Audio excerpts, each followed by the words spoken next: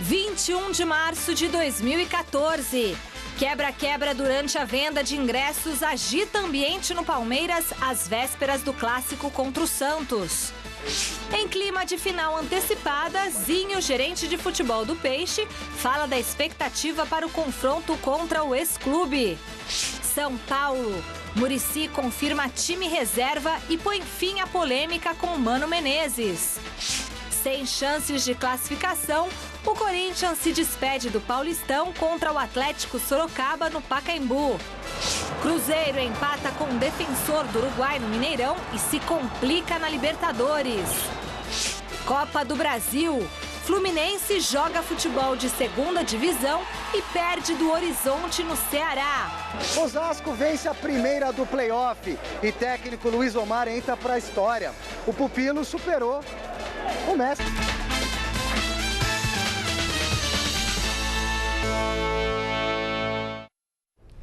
Olá, boa noite. O clima ficou agitado no líder Palmeiras às vésperas do clássico contra o Santos na Vila Belmiro.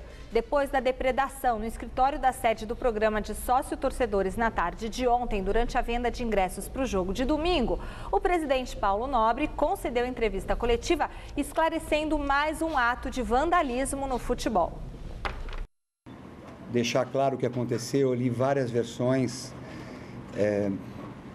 Foram 3 vândalos que ficaram decepcionados pelo fato de não poderem comprar mais do que um ingresso.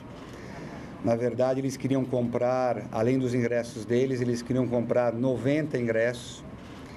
E como os funcionários deixaram claro que havia uma regra, só podia comprar um ingresso, eles mostraram até o dinheiro, deixaram claro que não era uma questão de pagamento ou não, e sim de uma regra. Eles começaram a ameaçar os funcionários, foi uma coisa muito rápida, segundo o que me contaram, e disseram que era melhor vender agora, senão eles iam acabar comprando amanhã.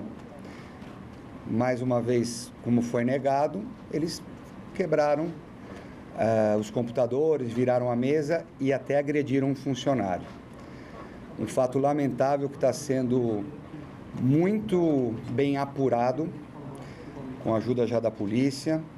Então, logo nós tenhamos a autoria e a motivação por que isso aconteceu, atitudes muito enérgicas serão tomadas, isso é fato. Os ingressos não foram roubados, tá? E nem dinheiro, nada foi roubado, que isso fique muito claro. Os ingressos estão com o Palmeiras, tanto quanto o dinheiro. E eles queriam, na verdade, pelo que se apurou, quebrar o sistema para não poder ocorrer mais vendas, porque com certeza eles estão esperando que esses ingressos vão para a bilheteria. E eu já quero deixar claro que não vão para a bilheteria. Nós não trabalhamos sob pressão e, num próximo jogo que nós não formos mandantes, nós teremos que achar uma outra fórmula de poder fazer uma venda justa e democrática ao torcedor de uma maneira geral, sócio-torcedor. Tentamos usar o programa do ranking, convidamos os 700 melhores classificados no ranking do Avante para poder adquirir os ingressos. Como o tempo era muito curto, no segundo dia eu abri a base como um todo, acabou dando esse problema. Então, eventualmente, numa próxima vez, outras atitudes serão tomadas para privilegiar o sócio-avante. O presidente do Palmeiras tem sofrido algum tipo de pressão, algum tipo de ameaça, desde aquelas medidas que pareceram para muitos como retaliação aos grupos organizados? Alguma coisa chegou até você, a sua família? Está sofrendo algum tipo de pressão ou não, Paulo? Não, de forma alguma. Obviamente, quando um torcedor se sente frustrado, ele tem a sua maneira de se comportar. Só que eu não leio rede social nenhuma, eu não tenho contato com o torcedor, a não ser na rua. Mas, senhores, é tão gigantesca o apoio da torcida do Palmeiras e elogios, fotos e etc. existe uma parte que me critica, eu acabo vendo isso nos estádios e etc., mas eu não me pauto por isso para presidir o Palmeiras. Grande noite para você que acompanha o Gazeta Esportiva. Gostaria de dar os parabéns para o presidente do Palmeiras, Paulo Nobre. Ele está tendo um comportamento que a maioria, imensa maioria dos dirigentes não tem, ou por medo, ou por interesse, por conivência, enfim. Ele está tomando uma postura, antes de mais nada, profissional. Veja só, o clube, ele depende da receita. E nada mais justo do que você priorizar o torcedor fidelizado com o clube, né? O tal do sócio-torcedor. Isso é uma maneira mais correta de agir e de você ter realmente um público interessado no futebol. Alguém vai me dizer, mas as torcidas organizadas estão em todos os jogos apoiando o time. Na verdade, está cantando o nome da própria torcida. O time é só o respaldo que eles têm para cantar em nome próprio. E a gente tem observado nos últimos tempos que as torcidas organizadas, elas têm trazido muito mais prejuízo do que lucro para os clubes. O Palmeiras, por exemplo, no ano que caiu para a segunda divisão, ficou sem jogar no seu estádio, perdeu mandos de jogos, porque o torcedor se comportou de maneira inadequada. Causou um prejuízo. Quando esses vândalos invadem o local, porque quando pedem os argumentos, eles usam a intimidação. E a intimidação não pode ser aceita em qualquer circunstância. Eu gosto muito de repetir uma música do Rapa que eu acho interessantíssima, a letra é muito feliz. Paz sem voz não é paz, é medo. Então, uma hora tem que mudar a situação. O Palmeiras está tomando iniciativa e eu espero que sirva de exemplo para outros grandes clubes fazerem o mesmo. Por exemplo, o Corinthians precisa fazer isso, o São Paulo tem que ter essa postura. Mas é o Palmeiras ou é o Paulo Nobre? É o Paulo Nobre que tomou essa iniciativa. Só que ele é o presidente do Palmeiras. Mas foi ele que tomou, mas ele não tem respaldo de todos os dirigentes, porque tem dirigente lá dentro que dá ingresso para organizado, faz um monte de coisa como em todos os clubes. Mas ele na posição de presidente então, ele que foi instituído... macho. Sim, mas ele representa a instituição. Então ele Parabéns. É o Palmeiras. O Palmeiras tomou essa iniciativa. Espero que outros clubes também. Esperar da justiça, sabe? Por quê? De repente aparece um juiz de novo, ele libera a ação desses vândalos, alegando que eles agiram em nome da paixão, do amor pelo clube. Não engoli isso até agora, Flávio. É a justiça, é uma sentença de um juiz, portanto, uma postura legal. Tem que recorrer, mas que né? eu, sinceramente, não consigo engolir. Boa noite. Boa noite, Celso, Michele, amigos do Gazeta Esportiva. O Paulo Nobre demonstra que você pode ser homem, corajoso, ter postura sendo presidente de clube. Ao contrário de outros clubes. O Corinthians, por exemplo, afinou para a torcida uniformizada, inclusive escondeu aquelas imagens. Vocês lembram? Recentemente. Que aliás, eu falei do juiz, mas não falei do caso. Foi da invasão lá no centro de treinamento Então, quer dizer, o Corinthians continua dando espaço para essa bandidagem. A gente vê toda hora esses bandidos com espaço nos clubes. No São Paulo tem. E o Palmeiras cortou, como o Cruzeiro cortou. Parabéns. A gente precisa de gente assim no futebol. E no Brasil, né? Que no Brasil, afinar é a coisa mais normal, quer dizer, as pessoas afinam com tudo, abaixam a cabeça. Felizmente, nós temos o Paulo Nobre, que representa muito bem esse espaço. Claro que você tem o bandido, quando ele é espremido, ele também toma uma posição. Foi o que aconteceu. O bandido age como bandido e de novo aconteceu isso. Com relação à sentença lastimável desse juiz na segunda-feira, você sabe que eu tenho vários amigos desembargadores e com a sentença, eu fui conversar com esses amigos e todos foram unânimes. É por causa desse tipo de atuação de juízes que o judiciário cai em descrédito. E quem disse isso, eu concordo, claro, foram desembargadores chateados porque isso faz com que o judiciário caia na descrença. Então, acho que seria também o caso de se apurar melhor por que algum tipo de sentença sai. Realmente elas são inexplicáveis. Ele tem que recorrer. Por que ela sai? Sim, mas os próprios órgãos que cuidam do judiciário tem que existir uma explicação por uma sentença que a gente pode definir, no mínimo, como bizarra e que ofendeu a profissionais da área, a desembargadores, a outros juízes que estavam comigo, que se sentiram eles se sentiram vilipendiados com a atitude tomada pelo juiz na última segunda-feira. Isso seguindo a própria argumentação da sentença, então a gente pode também, de repente, pela paixão, pelo dinheiro que a gente paga de imposto, reclamar também do comportamento. Talvez não estejam honrando o salário, né? Como os jogadores não honraram, como disse o juiz na derrota para o Santos por 5-1. Se esperava uma outra postura da justiça brasileira. Vote na enquete que está no ar no site gazetesportiva.net. Você aprova a atitude do Palmeiras em privilegiar o sócio torcedor? Porque tem isso, né? As torcidas organizadas, elas colocaram faixas ali na frente do Palmeiras, falando que o Paulo Nobre, o Palmeiras, está fazendo a elitização do futebol. E aí, está certo ou não está certo? Vocês acham que o Palmeiras está privilegiando alguns torcedores ou está igualando os torcedores? Você faz um cadastro, você faz um cadastro e de acordo com a fidelização que você tem ao clube, você tem prioridade na compra de ingresso. Eu acho justíssimo. Para mim tem que ser seguido por outros clubes, inclusive. Flávio. Muito certo. E se tirar bandido do estádio é criar privilégios, benditos privilégios. Aliás, não podem reclamar de privilégios que muitas vezes já vi em várias oportunidades, principalmente jogos da Vila. O clube grande, o Corinthians, o São Paulo, tem uma cota lá. Eu vou falar do Corinthians, que eu lembro do Corinthians, uma cota de 2.000 ingressos. E esses ingressos foram destinados à torcida organizada. E aí o torcedor comum não pôde ir ao estádio porque não tinha opção para comprar.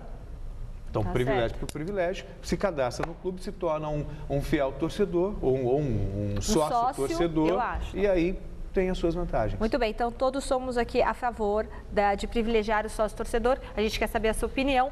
Entre no site gazetesportiva.net e vote e vamos saber o que você pensa no final do programa. Ontem a bola rolou em 2 jogos da Copa do Brasil. O Fluminense foi surpreendido pelo Horizonte do Ceará. Tá morto o Horizonte. E agora... O STJD vai tirar os pontos e botar o Horizonte na divisão de baixo. Vai acabar o Horizonte. Tá morto, Horizonte, você não devia ter feito isso. Horizonte do Ceará. E agora, para se classificar, o Fluminense tem que vencer no Rio de Janeiro por no mínimo 2 gols de diferença. Mas você duvida que o Fluminense vai conseguir isso? Se não conseguiu, vamos descobrir um jogador vai já tá lá fuçando o Eles vão tirar jogador do Horizonte, mas parabéns, Normal. Horizonte. Já o São Bernardo e Paraná ficaram no empate por 1-1. Confira os gols. Em São Bernardo, o Paraná saiu na frente da equipe da casa com Giancarlo aos 39 do primeiro tempo. Só que ainda na etapa inicial, Marino tratou de empatar a partida. Final, São Bernardo 1, Paraná também 1. O Fluminense foi até o Ceará e tropeçou diante do modesto Horizonte. Dico abriu o placar para os nordestinos. Conca, aproveitando o passe de Walter, deixou tudo igual. No segundo tempo, Marcial bateu cruzado e colocou o Horizonte de novo na frente. Aos 45 minutos da etapa complementar, Já ainda achou uma brechinha para fazer o 3º gol dos cearenses.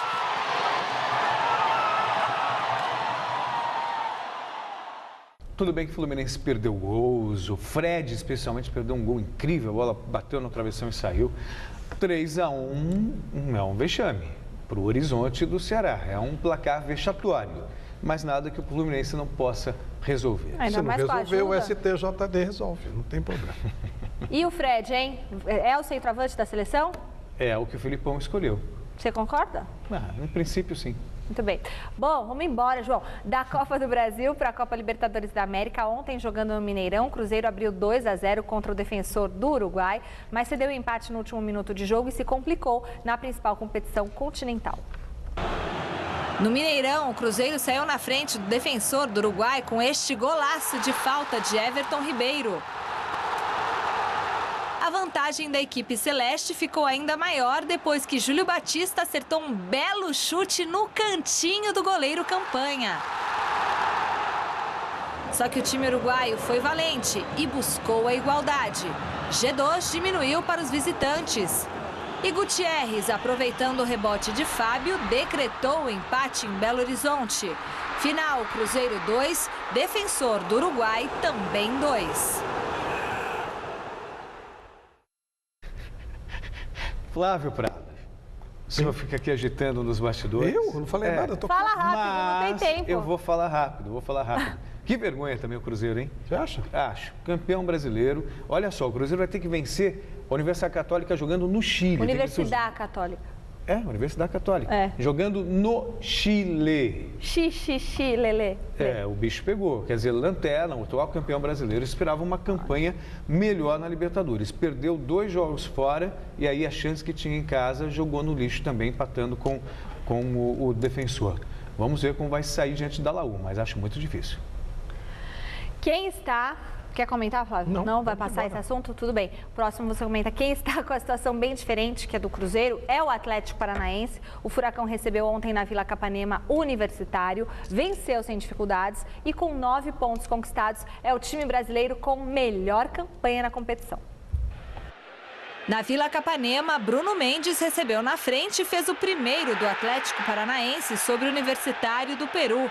Já na etapa complementar, Felipe bateu bonito para anotar o segundo do Furacão.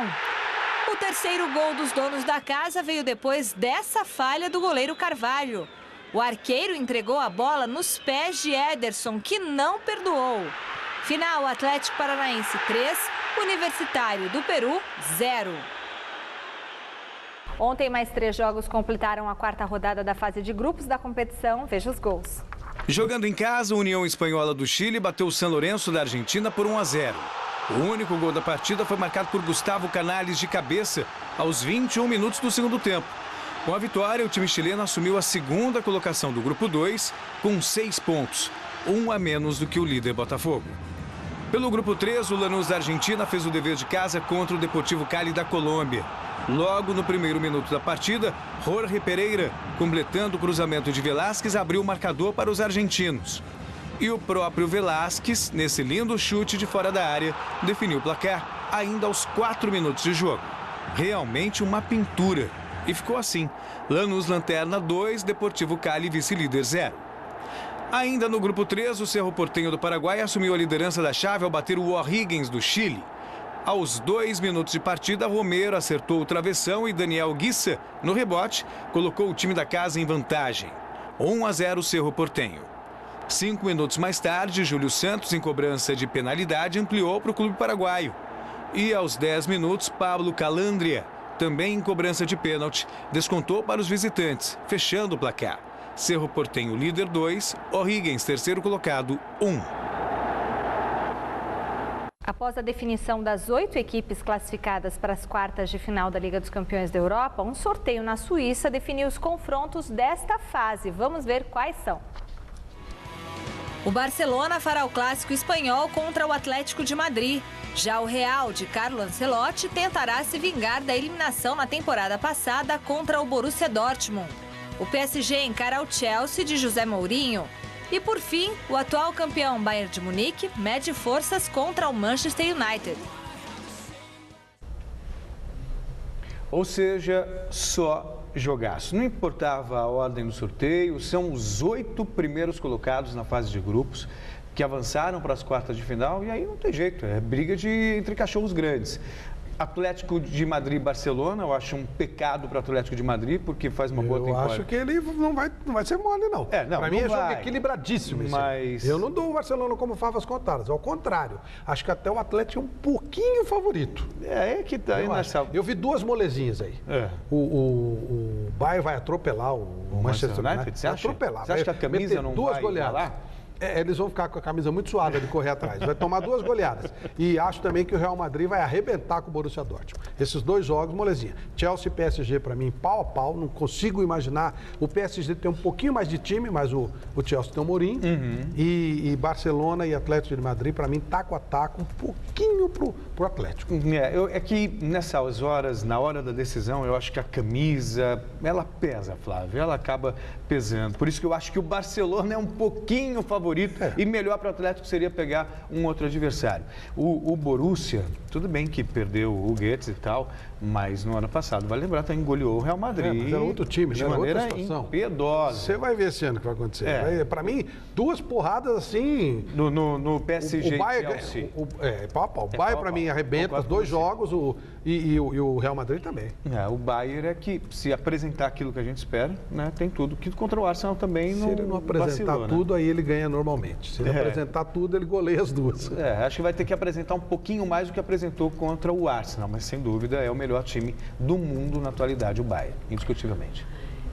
Se estivesse vivo, Ayrton Senna completaria hoje 54 anos. E para lembrar do legado que o piloto que virou mito no automobilismo brasileiro e mundial deixou, foi feita mais uma homenagem em um shopping paulistano que, entre muitas coisas, está expondo o carro em que o Ayrton Senna conquistou a primeira vitória dele na Fórmula 1. Confira na reportagem de Luiz Henrique Gurian.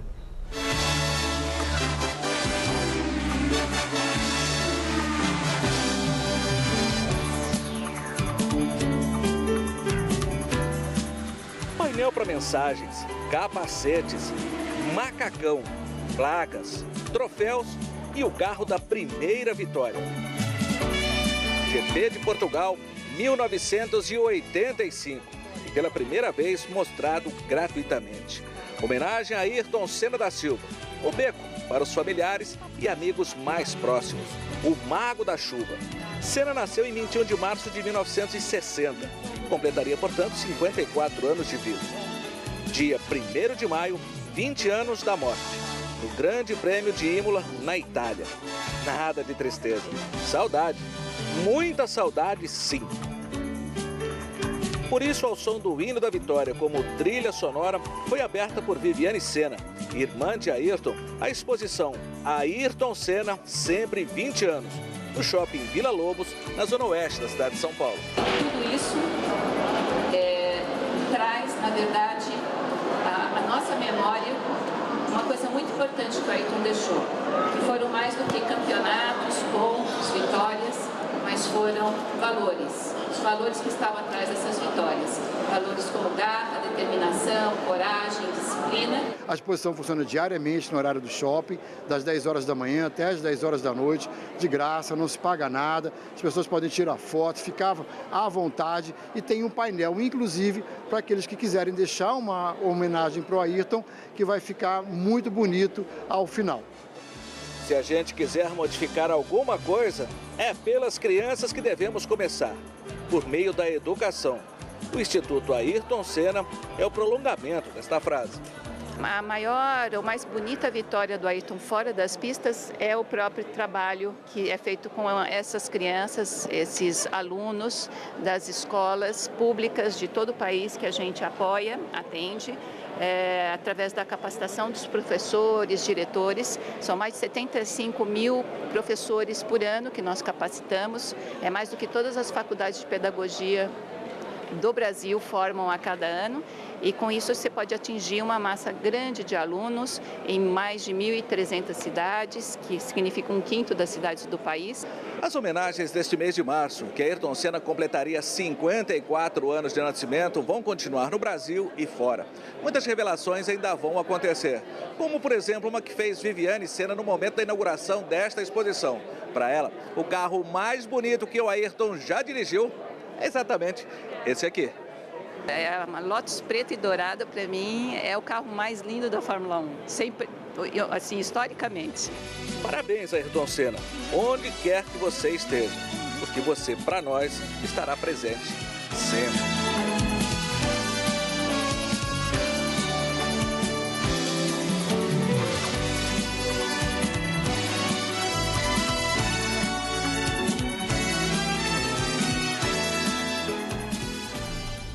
Amanhã esse final de semana eu vou ver esse carro de perto. O capitão da seleção brasileira na Copa do Mundo de 1958, Ideraldo Luiz Bellini, deu o último adeus a familiares e amigos no velório que aconteceu nesta tarde aqui na capital. O corpo do bicampeão do mundo nas Copas de 58 e 62 foi levado para a cidade de Itapira, no interior de São Paulo, a 164 quilômetros da capital, onde será enterrado na manhã deste sábado. O gesto de erguer a taça ao mundo foi eternizado pelo capitão da seleção brasileira, campeã da Copa de 58 na Suécia. A cena virou símbolo de conquista no futebol. Obra espontânea do saudoso zagueiro Bellini, que faleceu na última quinta-feira, vítima do mal de Alzheimer. O corpo foi velado no Salão Nobre do estádio do Morumbi, onde ele atuou na década de 60 ao defender o São Paulo. Deixou uma grande marca no São Paulo. enfim, assim como ele, outros tantos que já nos deixaram, devem sempre ser lembrados. E foram exemplos, foram paradigmas de homens, de posturas, que hoje nem sempre se vê no futebol. Mas é importante sempre a gente relembrar esses fatos, trazer à tona, porque eles servem de exemplo aos que estão começando. Jogador viril e homem digno, de reputação irretocável, Ideraldo Luiz Bellini enche de orgulho parentes e amigos. Peça insubstituível dentro e fora das quatro linhas. Só a presença dele, a gente já percebia que era um líder. Porque foi um grande central, não tecnicamente, mas foi um central de primeira categoria. E sempre foi o grande jogador da seleção. Ele era muito decente para jogar. Ele nunca apelou e bateu em alguém com dolo, com má fé. A humildade desse homem é uma coisa que merece respeito e dificilmente de ser encontrada. O que eu falo para muitas pessoas, eu só tive um pai que por sorte foi ele, né? Eu acho que não poderia ter escolhido um pai melhor, né? E fantástico, uma pessoa muito bacana, alegre, simples, humilde, né? E severo às vezes quando precisava ser, mas sempre no sentido de educar bem, né? Como zagueiro. Como o zagueiro que ele foi. E mesmo depois de morto, o capitão Bellini continua dando exemplo de vida. Explique melhor essa doação do cérebro do Bellini para estudos, para ciência. Isso. A história é o seguinte, o meu pai teve dois neurologistas, né? Um dele é o Ricardo Netrini, que foi quem fez a solicitação, a proposta, para que ele está fazendo um estudo, né? Se percebeu, além do Alzheimer, né? Além do tempo, 17 anos é muita coisa, não é comum ter. E aventou-se de ter uma outra hipótese, né? Uma doença que alguns chamam de síndrome de pugilista, de tanto impacto na cabeça, e como meu pai foi zagueiro também, usava muito a cabeça, poderia ser isso. E como não se tem muita informação, tem sintomas parecidos. E aí fica a dúvida, será que é Alzheimer ou será que é outra coisa? Assim era Bellini, líder, guerreiro e lutador até o fim. Uma pena, e essa maravilha que a família fez doando o cérebro do Bellini para estudos é muito importante, porque já aconteceu um caso de morte por uma outra patologia que eu, não conheço, lá nos Estados Unidos, de um jogador de futebol, que essa morte por choque, né, cabeçada ou por cabecear a bola, só acontecia no futebol americano, esporte de mais contato. E agora já está acontecendo com jogadores de futebol, pelo menos de uma maneira mais clara. Bellini foi um cara maravilhoso, um cara hiper do bem. Aliás, esse grande imortal gesto dele surgiu por uma camaradagem com a imprensa. Estava cheio de gente, quando o Brasil foi campeão, naquela época era diferente. Imagina, estava o rei da Suécia e todo mundo em volta dele. O Mário Trigo batendo nas costas, ô seu rei, ô seu King, foi legal pra caramba e tal. E aí os fotógrafos não conseguiam tirar foto legal. Aí o Bellini pediu, Bellini, levanta, aí levanta mais, tá vendo lá? Ó, atendendo os fotógrafos para tirar foto da taça. Porque antes disso o capitão ele apenas pegava a taça e ia debaixo embora, do braço. né? O 54 tem entrega em alguns filmes. O Fritz Walter recebendo o Júlio Gimeiro, põe debaixo do braço e vai embora. E o Bellini fez isso não porque, por causa da conquista, não, porque ele estava quebrando o galho da imprensa. E virou um gesto imortal que agora todo mundo segue, virou um símbolo da vitória. Outra coisa, na porta do Maracanã tem a estátua do Bellini. Ela foi feita em homenagem aos atletas de 58, mas era a imagem dele, então ficou essa imagem bacana, no lugar da imagem do antigo prefeito do Rio de Janeiro, que colocou a estátua dele de maneira pretensiosa em frente ao estádio de 50. Quando o Brasil perdeu a Copa, decapitaram a estátua. Fizeram muito bem. E o Bellini está lá homenageado e eternizado. Nossos pêsames à família do Bellini. Vôlei, o imbatível Osasco fez mais uma vítima na Superliga Feminina. Desta vez, a vitória foi para cima do Brasília por 3-0 pela primeira partida dos playoffs das quartas de final. E a festa não ficou só por aí, não. Confira na reportagem de Alexandre Silvestre. Ainda não é o jogo da classificação, e sim a primeira partida da série melhor de 3. Quem vencer 2, avança para a semifinal. Osasco atua em casa, o ginásio ferve. Brasília vem para esfriá-lo. Duelo das meninas e desses dois senhores. O técnico visitante mais experiente e vivido, Sérgio Negrão, na década de 90, foi campeão invicto da Superliga Feminina com 26 vitórias consecutivas, ao comandar o histórico time de Sorocaba, com Ana Moser, Ana Paula, Fernanda Venturini e companhia bela. Luiz Omar, treinador osasquense, pupilo do Negrão, estava prestes a quebrar esse recorde. Com as mesmas 26 vitórias e o play-off inteirinho pela frente até o possível título na atual temporada, poderia superar o mestre na noite dessa quinta-feira, no primeiro mata de quartas de final e tomar posse isolada da maior sequência de triunfos num mesmo campeonato. As ausências de duas titulares na equipe de Brasília, entre elas Paula Pequeno, ex-Osasco, o retrospecto da fase classificatória, 2 confrontos e 2 vitórias de Osasco. E o set inicial, 21-12 para Osasco, eram indícios de que história seria feita. As favoritas mantêm a superioridade e vencem também o segundo set, 21-14. O massacre de Osasco se confirma no terceiro e último set, 21-14 e 3-0 no geral.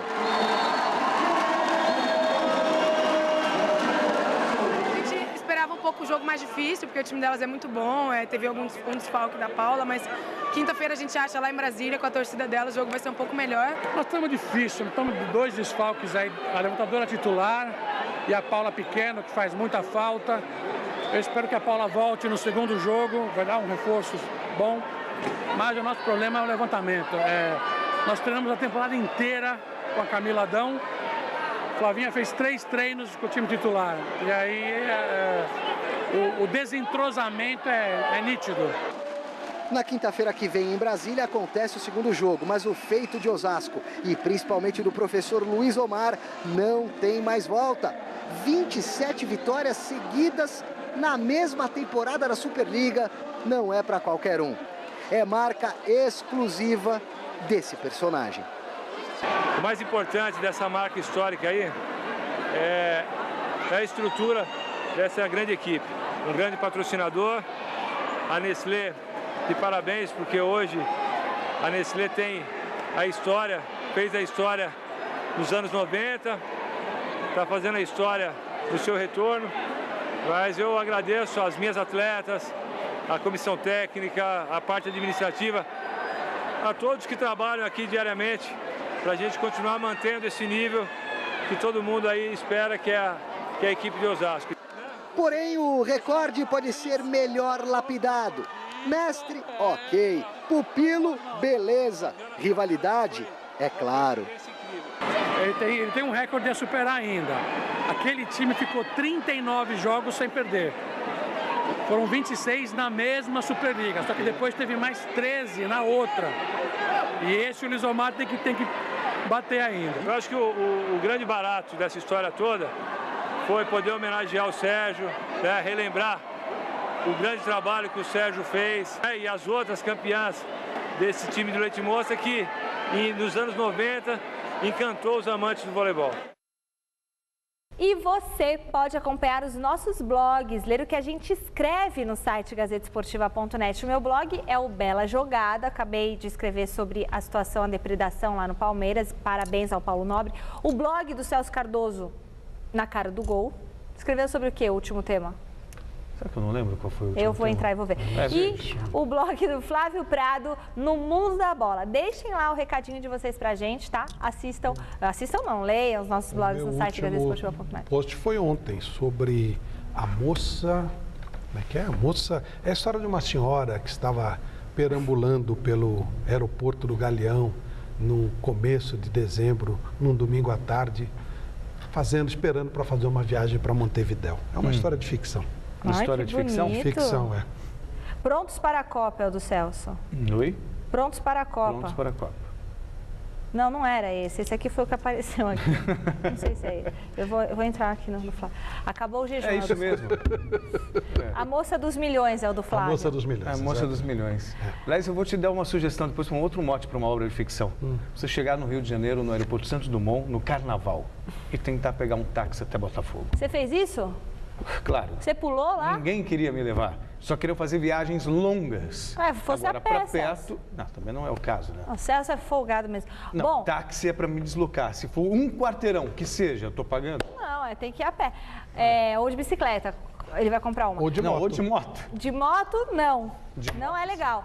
Domingo, a partir das 9h30 da noite, você já sabe, tem o Mesa Redonda Futebol Debate, o melhor programa esportivo de domingo, porque durante a semana é o Gazeta Esportiva, com tudo sobre a última rodada da fase de classificação do Campeonato Paulista. Todos os detalhes do clássico entre Santos e Palmeiras, os ambientes das torcidas, as entrevistas nos vestiários e os melhores lances. Tem também a despedida do Coringão, os detalhes do jogo do São Paulo, que vai a Ribeirão Preto, terra do Celso Cardoso, onde ele nasceu depois que ele nasceu na Argentina. Eu nasci 2 vezes, é isso. Eu nasci em Buenos Aires e depois nasci em Ribeirão Preto. Você nasceu em Buenos Aires e foi para lá com 2 anos de idade em Ribeirão Preto. Enfrentar o Botafogo, sem falar de reportagens especiais e do nosso timaço de comentaristas. Os convidados desse domingão são o ex-jogador e atual presidente do Ituano, Juninho Paulista. O da pizzaria? Juninho, O polêmico e descontraído Serginho Chulapa, que tem muita história, e também o lateral Fagner, do Corinthians, que vai cantar pra gente. Domingão, Flávio Prado, mais uma mesa redonda em dia de clássico, imperdível, né? Nós vamos, inclusive, repercutir a rodada, né? Começam os matas já no meio de semana, no final de semana, muitos temas legais, matérias especiais, imperdível. Eu te espero às 9h30 em mais uma mesa redonda. Muito bem. Mais Campeonato Paulista, com todos os jogos marcados para o mesmo horário, vai ser disputada no domingo a última rodada da fase de classificação. Confira os confrontos. Todos os jogos serão realizados no domingo às 16h. O Corinthians enfrenta o Atlético Sorocaba no Pacaembu. Botafogo e São Paulo jogam em Ribeirão Preto. Em Itu tem Ituano e Pirapolense. O 15 recebe o Comercial em Piracicaba. O Osasco Audax joga em casa com o Linense. Em Campinas, a Ponte Preta enfrenta o Mojimirim. Paulista e Bragantino jogam em Jundiaí. São Bernardo e Oeste em São Bernardo do Campo. E a Portuguesa recebe o Rio Claro no Canindé. Santos e Palmeiras fazem o clássico da rodada na Vila Belmiro. No São Paulo, o técnico Muricy Ramalho confirma o time que vai enfrentar o Botafogo em Ribeirão Preto e põe fim à polêmica com o Mano Menezes. Veja na reportagem do Silvestre. Extra, extra! Não é fofoca. O São Paulo, com equipe alternativa, poupando todos os titulares, não fará corpo mole domingo em Ribeirão Preto contra o Botafogo. Essa é novidade, só faltava essa mesmo para acabar o futebol, faltava só isso. Classificado cumpre tabela na última rodada com time reserva e técnico titular, porque aqui é trabalho, meu filho. Olha o nosso Rubens aí. Ok. Time escalado com Denis no gol, 3 zagueiros, Paulo Miranda, Lucas Silva e Edson Silva, Luiz Ricardo e Reinaldo nas alas. Wellington, João Schmidt e Evangelista no meio de campo. E no ataque, Ademilson e Bosquilha ou Evandro. E para evitar fofoquinhas, qual dos garotos recém-promovidos da base começa jogando, professor? Fala você. Vai jogar o Evandro. E é mais... muda o esquema de jogo? Muda um pouquinho porque o Evandro é mais atacante, né? O Bosquilha é mais meia, né? É que eu queria ver o Bosquilha jogar porque o Evandro já jogou meio tempo, né? Mas como o Evandro entrou e no treino entrou muito bem e fica mais agressivo o time, e ainda o Bosquilha vai ter tempo para jogar, com certeza vai jogar. É um jogador que a gente tem esperança. Hoje cedo no CT, o Muricy comandou um coletivo com os reservas e depois botou os titulares para correr. Até porque na quarta que vem tem jogo decisivo, partida única no Morumbi com o Penapolense, valendo vaga na semifinal do Campeonato Paulista. O mata-mata muda tudo, né?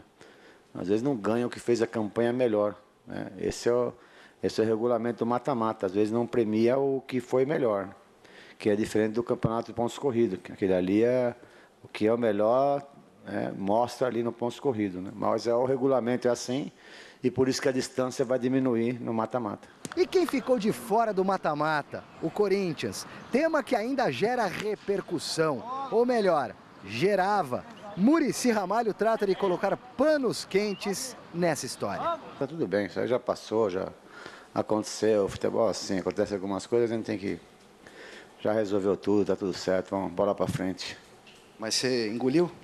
Não tem negócio de engolir. Foi uma explicação, eu dei a minha, tá tudo certo. Não aconteceu nada. Claro que aconteceu, pô. Mas é... O Nelson Rubens. Não é Nelson Rubens, não é polêmica barata. Aconteceu Não, mas já mesmo, aconteceu, né? já. É que vocês não têm assunto, então você quer outra vez pôr fogo no negócio. Já aconteceu. O negócio você falou, já passou. Né? Quando foi um mal entendido, acho. Tá tudo certo. Não me comprometa, Muricy. Eu não disse nada. Quem falou foi o Mano. E o Palmeiras... Ok. Eu aumento, mas não invento. E o Palmeiras vai precisar de apenas um pontinho para terminar a primeira fase do Paulistão com a melhor campanha entre todos os participantes. Da Academia de Futebol, Felipe Sboril tem as informações do Verdão. Finalmente chegou a hora, a última rodada da primeira fase do Paulistão. Clássico diante do Santos, o melhor ataque da competição, 37 gols. Lá, o comandante do time da Baixada sinalizou que pode poupar alguns jogadores. Gilson Kleina não quer nem saber. Tem que entender qual é o objetivo. Para nós é muito claro que a gente quer manter-se na liderança. Ao meu ver, dentro do planejamento do Palmeiras, é importante a gente ser líder geral, para a gente depois poder focar jogo a jogo, as decisões dentro do Pacaembu, do lado do nosso torcedor. Eu acho de suma importância, e que eu acredito, que eu penso que eles acham isso também. Agora, se eles vêm com uma equipe alternativa, não posso te cravar, porque eu respeito o planejamento que o professor Oswaldo for definir. Com time misto ou não, aqui o pessoal sabe muito bem o que vai encarar no final de semana. A gente sabe que o Santos fez um campeonato, está fazendo um campeonato impecável dentro da Vila Belmiro. São 7 jogos, 7 vitórias. Dessas vitórias, algumas goleadas. A gente sabe que o ataque do Santos é um ataque irreverente, insinuante. Além de ter uns garotos muito rápidos, habilidosos, tem uns jogadores experientes, que é o caso do Damião e Thiago Ribeiro. Também faz uma das competições, um campeonato com muita consistência, com muita regularidade. Gilson Kleina não quis revelar os 11 jogadores que vão entrar em campo neste domingo. A dúvida fica na lateral direita. Será que vai o Wendel? E a posição de Marcelo Oliveira? Ocupa a zaga ou o meio-campo? Boa pergunta, hein? Você já quer saber o time, né? E quem joga na lateral direita, para completar? Só isso? A verdade é que o Palmeiras tomou o Pacaembu do rival Corinthians. Neste Paulistão, está invicto por lá. Não perde há 21 jogos, desde a Libertadores do ano passado, há quase um ano. Enquanto a nova arena não fica pronta, o estádio municipal está dando sorte. Queremos estar com o torcedor, tentar fazer alegria, e a gente sabe que a equipe tem uma outra postura, se bem que nós temos também a melhor campanha jogando fora, mas dentro de casa a equipe fica bem consistente, espero que a gente possa ser eficiente em todos os jogos decisivos. Ele foi ex-jogador do Palmeiras, onde fez história. Foi campeão da Libertadores em 99. Conquistou também 2 vezes o Brasileirão e o Campeonato Paulista, entre outros tantos títulos. Hoje no Santos, o gerente de futebol Crisan César de Oliveira Filho, mais conhecido como Zinho, falou da expectativa do Peixe para o confronto com o Verdão. É com você, Luiz Henrique Guria. Ok, amigos da TV Gazeta, vamos conversar com um personagem que tem muita ligação com este clássico de domingo no Estádio Urbano Caldeira, Vila Belmiro, o Zinho. Hoje ele é gerente de futebol do Santos Futebol Clube, mas cansou de ganhar título com a camisa do Palmeiras. Como é que fica numa hora dessa, Zinho? Vale mais o profissionalismo? Tem alguma coisa da saudade? Eu fui jogador, né? Hoje eu não sou mais jogador, sou gerente de futebol, né? E defendo as cores aqui do Santos, né? Sem demagogia nenhuma, a gente não pode esconder nunca o que eu vivi no Palmeiras. Tentou pela área, Juliano, atenção, cruzou, Zinho pega, prepara para o pé esquerdo, livrou, chutou, gol! Eu já estou há quase um ano aqui no Santos, trabalhando e sem dúvida eu vou querer ganhar muito do Palmeiras, vou querer ganhar muito, porque esse jogo pra gente é fundamental para ter o primeiro lugar geral da competição e levar vantagem até o final da competição. E qualquer tipo de vantagem ela é importantíssima para você conquistar. Eu já ganhei alguns títulos na minha vida e sei como é que a gente tem que fazer para buscar esse título e passa por um jogo como esse. Mas tão um clima de final antecipado pelo que as duas equipes produziram até agora. O Santos um futebol de alegria, de muitos gols, e o Palmeiras um futebol de eficiência. Sem dúvida. O Palmeiras faz uma campanha maravilhosa, pelo comando do Kleina, que é um belíssimo profissional. Conheço as pessoas que estão ali, o Brunoro, né, que foi meu diretor, Paulo Nobre, né, que da minha época era torcedor de arquibancada. Então, um trabalho muito bem feito do Palmeiras, muito sério, os frutos estão sendo colhidos já, tem um elenco muito bom, né, trouxe reforços. O do Santos está sendo formado, muito menino. O nosso time tem uma mescla de jogadores já experientes como Arouca, Cícero, Damião, e jogadores que chegaram e se adaptaram muito rápido, né? Como Cicinho, Mena. E tem a garotada, cara, que aqui a gente dá oportunidade, trabalha com seriedade, com responsabilidade, com profissionalismo. Então esses meninos sobem com essa responsabilidade e estão correspondendo. Então tem tudo para ser um grande jogo. Obrigado, Zinho. Que seja um jogo em paz acima de tudo, tá? Valeu, meu irmão. Um abraço. Legal. E mais José da Silva, Osmar Menezes. Falamos então com o Zinho, gerente do futebol do Santos Futebol Clube, aqui para a TV Gazeta. Se considerarmos os jogadores que foram lançados no time de cima, o Santos hoje ele é a referência na revelação de novos talentos. O Oswaldo, ele vai estar pensando no mata-mata ou mata com a Ponte Preta. Acho justo. Independentemente do resultado com o Palmeiras, o Santos está classificado. Tem que pensar mesmo na fase eliminatória, Flávio. Ser segundo, em tese, é melhor. Você pega o time pequeno, que vai ter na semifinal. Na semifinal vai ter um pequeno. E esse pequeno jogará contra o segundo colocado. Mas é claro que ninguém vai, na hora que a bola rola, ninguém vai parar, né, fazer isso. Claro não, mas em tese o Santos está quietinho no lugar dele, está tudo bem e fazendo um trabalho bem bacana. É o time que eu tenho mais prazer de ver jogar, o Santos e o Audax.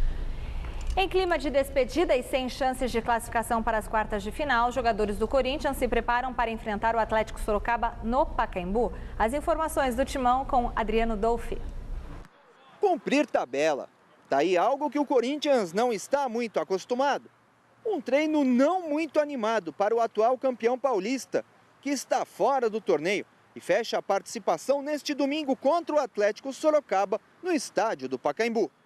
E essa partida poderá marcar a despedida do Corinthians diante de sua torcida no estádio do Pacaembu. Como não terá a partida de volta contra o Bahia de Feira de Santana pela Copa do Brasil, o clube deverá atuar apenas no mês de abril. No dia 20, estreia no Campeonato Brasileiro contra o Atlético fora de casa. E a estreia diante da torcida será no dia 27, contra o Flamengo, partida marcada para a Arena Corinthians, em Itaquera. E talvez essa despedida já seja uma motivação para o grupo de atletas, que terá um mês de treinamentos. Mas o zagueiro Kleber e o volante Guilherme, suspensos, ficam de fora do adeus. Os convidados serão Felipe e Bruno Henrique. No restante, a mesma equipe que atuou contra a Penapolense. E diante da eliminação no Campeonato Paulista, mas também pensando nos reforços para a temporada, a diretoria do Corinthians pensa em 2 nomes para o setor de meio-campo.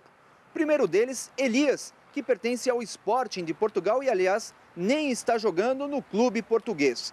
Corinthians tenta um empréstimo até o final deste ano. Outro nome é Edson, volante de 22 anos, que atuou pelo São Bernardo no Campeonato Paulista. O presidente do clube, inclusive Luiz Fernando Veríssimo, anunciou que o jogador já está negociando com o Corinthians. Parte dos direitos deste atleta pertence ao grupo BMG. Do CT Joaquim Grava, Adriano Dolfi, para a TV Gazeta.